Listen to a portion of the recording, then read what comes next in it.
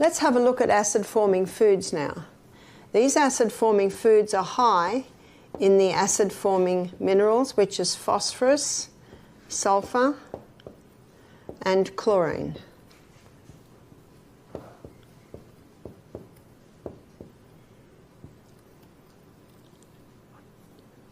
So what foods are high in phosphorus, sulfur, and chlorine? Meat. This explains why Dr. Colin Campbell found he could turn cancer cells on and off like a switch by the amount of meat and dairy products he was giving the rats. Refined sugar, it's very acid forming.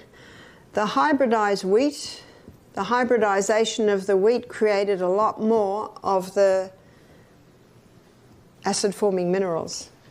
Aged cheese, what's the blue in the blue vein cheese?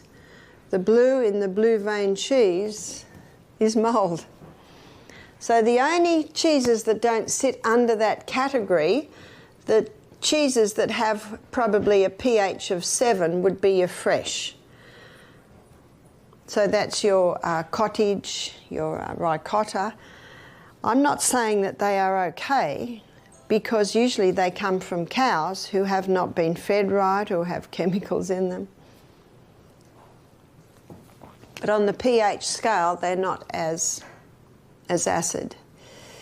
Caffeine, all your caffeine foods and drinks have an acid effect. And of course, caffeine usually comes hand in hand with the sugar, which certainly ups it. And remember our 2.6 Coca-Cola, that's a combination of the caffeine and the sugar. Did you know that Coca-Cola is called Coca-Cola because I think it was in the early part of the 20th century they put cocaine in it. And then they went over to caffeine, which is just as dangerous. Alcohol is not a food, but it creates an acid environment in the body. Tobacco is not a food, but it also creates an acid environment in the body.